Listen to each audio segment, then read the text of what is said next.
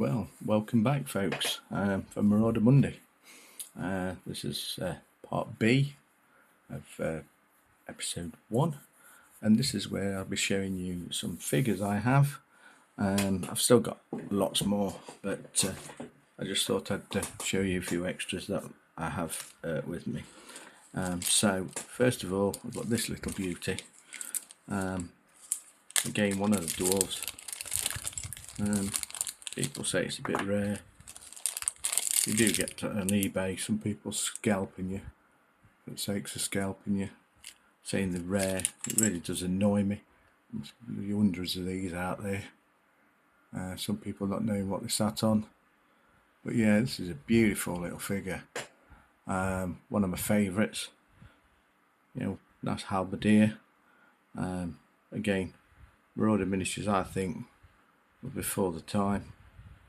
It's a shame it was taken from a side burner and sort of stopped. I think at the time Ali and Trish were doing these. It was a fun time for themselves.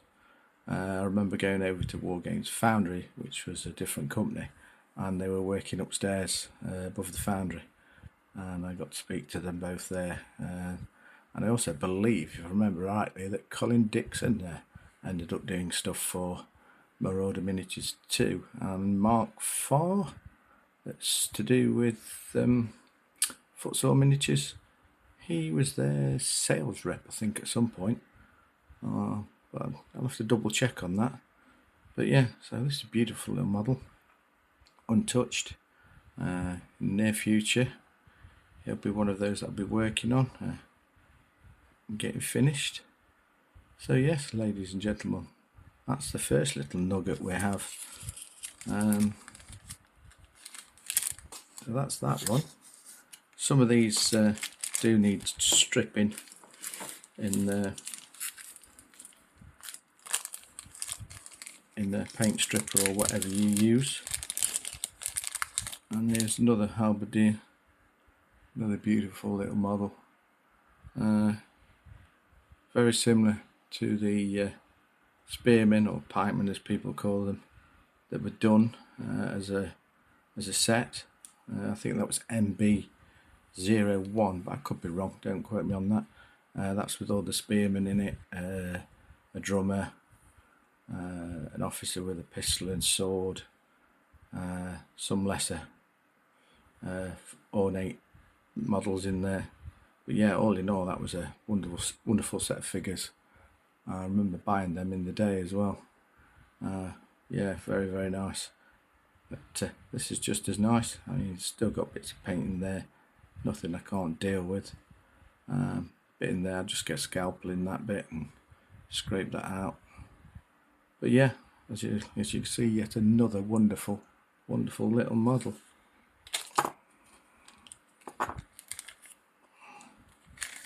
Right, you heard me talk about that regiment. Well, here you go, untouched, standard bearer for it. This was a bit of a weak connection on there, so I'm probably going to have to drill and pin it. Well, now I'm going to have to drill and pin it. It is a bit softer metal, it's not got as much of the tin in it as you have now, but as you can see, such a wonderful model. I'm going to enjoy painting these again. It's just been such a long time, so I really am, buzzing to get them done. So yeah, as you can see, really lovely. I keep going on, but it is lovely detail.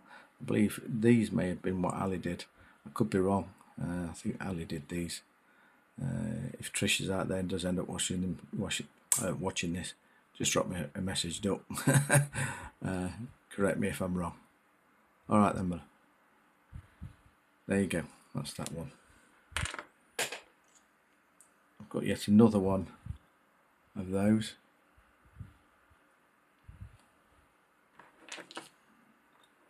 Now, they also did miniatures that came with no hands, but with weapons in the hands. And one of the options were spear hands. This is going to have to be stripped, obviously. but this is one of the variants for it. Nice sculpts. Just excuse me. Here we go again. Early morning filming, hardly any sleep, and I start yawning again. But yeah, so you've got these here, and that was one of the options. The other option was with crossbows, but they came in separate packets, so it was either spearmen or crossbows. But that was one of the body options. Here is another body option. Again, still needs a bit of a clean up. So I should be looking at doing some of that. I might even use them and put different hands on, make them into different types of models completely. I just don't know yet, but I'll sort something with them. Make them look a bit more interesting, convert them somehow. But yeah, so that's one of those. Obviously both of mine have got spears. But yeah, I'll look out for some crossbows.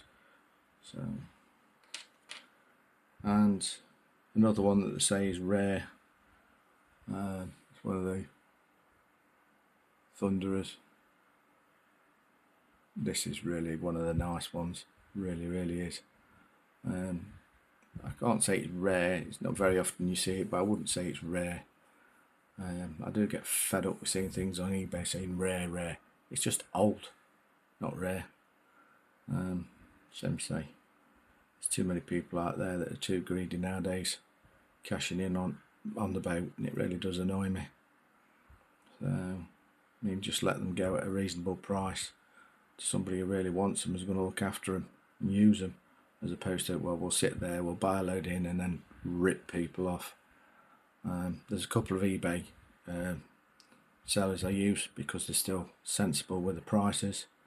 I don't spend, or won't even spend anything on normal rank and file more than 10 quid, less if possible. Some of the champions and things like that I will spend a little bit more, but yeah, I won't spend stupid prices. I just think, now I'll overlook that and it'll come across, I'll come across it another day. But yeah, beautiful little model. Even if you look on the back, I don't know if you can see it, there's buttons on the back of his ass for the flap, just in case he needs to go to the loo. Another fine touch to the figures. So that's that one. Now, this was part of a small swivel gun, one of the crew. Again, lovely. Could actually be used along with the siege gun as a different type of officer or figure for it. It's got the duck's foot pistol there, which is an historical pistol, but for a later period. I think that's a nice fine touch. It's got telescope on back. Yeah, all in all, just a lovely little model. I just can't fault this entire range, to be fair. It really is nice stuff. So now we've got the siege gun. It was out and about. It came with several figures. This is one of them. Again, beautiful models. I've got a couple of these guns and crew. I've even got some spare crewmen, I think. So they'll all come in handy for conversion. So yeah, lovely stuff. So that was just one of the crew. I also have this figure, one of them from a different pack. Again, really lovely. It's got a warhammer, but I'll probably stick him in with a halberdier unit with 200 weapons for the stats or whatever. But yeah, a lovely little model, slightly different clad, quilted armour, jack on. But yeah, I think you'll agree that's nice, lots of character to it. But yeah, lovely stuff. And this one, the drummer with the pistol. Now I can't remember whether this was a separate one or it's the one that came with the that regimental box set with spears. I can't remember offhand. I'll have to do some digging around and having a look. But yeah, beautiful model, absolutely beautiful. I think can't fault it. Not much to clean up on it. A few little mould lines. I mean, for the time they were really good. Mould lines are very rare and weren't even deep. I never found any with slipped moulds, so you got a lot of problems with it. Never found any of that. They were amazing models and still are, as far as I'm concerned. So, yep. So that's another one of the figures. Now, you saw him earlier, but here's a clean one. Based up, gravelled up, ready for me to prime and start painting. You did several other types of hammers and things like this. This is one of these from one of the command packs. They weren't hammer command packs, they were just command packs full stop. But this is a beautiful model, nice hero, champion, whichever you want it for. Yeah, he's hopefully one that will be finished by next week for when we do the second part of this Marauder Mondays. But yeah, another beautiful model. And then another one with a two-handed axe. There you go. Nice ornate little figure. Crest of a boar on top of the helmet. Basically male. Yeah, basic but really nice sculpt. Can't fault them at all. Really, honestly, I keep saying it, but no, I can't fault them. I mean, some of these are going for silly money now on eBay. It just really does annoy me. You know, like I said earlier on, just let them go at a sensible price. I don't expect it to be the price that they were, but a sensible price and give somebody some more joy out of them, as opposed to just being greedy. So there you go, folks. That's another one. So yeah, and now for the main thing is this little beauty. I have got one of the figures that I can't find at the moment. I know I've got it, it's just where I've put it. The old siege gun, all untouched. The one with the cannonball. It's just move on to one side a minute. One with the cannonball. Slashed clothing. Proper Lanchneck look about it. Yeah, that's just one of them. The one there is the other one. There's the one with the scoop. There's the one I can't find at the moment, but I know I've got it. There's a guy with the linstock, ready to touch off the cannon. And the funny thing about this one, or a quirky little thing, is it came with a set of steps, so you can just put it above the cannon. So it's good because it really is a chunk of a cannon. Really is nice. So that's that one. He's got a pistol on the side there. But again, really, really, really lovely. Then you've got a man with a bucket, water bucket. Lovely little thing. Nice burgundy helmet on. Basically clothed. But yeah, the bee's knees as far as I'm concerned. And then you come to the great big juicy cannon. There's your trail. Lots of detail on there. Loads of panelling. As you can see, underneath basic, on the top pretty basic. But that side panelling was just, yeah, it is nightmare to paint, but do it right, it does look beautiful when you've done it. And then you've got the cannon barrel. Beautiful ornate barrel.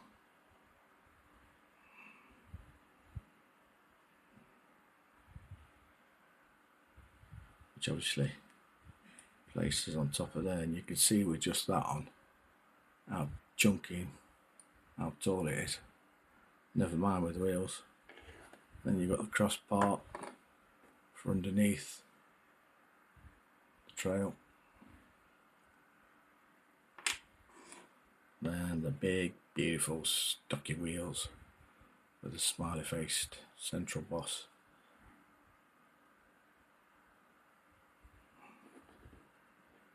Yeah, both the same, but beautiful.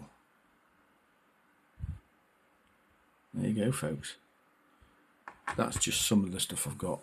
That's without going around and digging things out. So yeah, that's part of the Marauder Mondays. Next week we'll probably sort out what I've got for units. The only one thing I've got to show you is one that I've already started painting, which is this one here.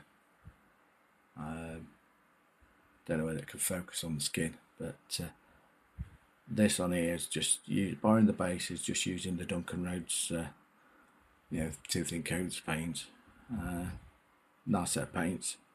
As with dropper pipette bottles, always get snarled up with gunk. Sometimes the paint don't come out, you have to go in and re-pierce the old because of dry paint and all that lot. But all in all, wonderful paints. But I'm setting myself a challenge, and that is, folks, to use this range of paints only on the rest of these Marauder Dwarves. Now I haven't got many of these, still got a few others to get, and I'll be ordering bits in from time to time. So some of the figures that you'll see will only be partly finished probably next week, but you'll see that all progressing. But it's a challenge. Some people don't like these paints. Some of the pigment and stuff in it is not very thick coverage. Majority of them are. I don't know what they've done just lately since they've been sold on, but I'm finding the consistency a little bit thicker on these paints. Well, not thicker, the coverage is better, sorry. But yeah, it's a bit of a challenge, and I like to set myself a challenge, usually stupid hard challenges. But yeah, so it's the coat of arms. They've got the fantasy range, you've also got historical range and a World War II range. Now all these intermingle. The historical and World War II range give you some more the normal supple natural colours for clothing and things like that. So I'll be using paints from all three ranges. So I've got a few. I'm trying to think how many. Well, I'll just have a quick glance. There's 4. I've got 15 of them at the moment. But yeah, I shall be looking at getting more soon. Alright then, folks, thanks a lot. Thanks for tuning in. If you're enjoying this, please like, subscribe, and also share or tell people about the channel. It would be much appreciated. Same to say, those of you tuning in for historical stuff, don't worry, I haven't forgotten. Tomorrow is 40mm stuff for historical, but I need to broaden the horizons and get folk tuning in. I'm not necessarily going for monetization, but to get the word out there and get myself moving forward, give me something to focus on. Yeah, please do like, subscribe, leave any comments down below. Nice ones, well, not nice ones, but polite ones.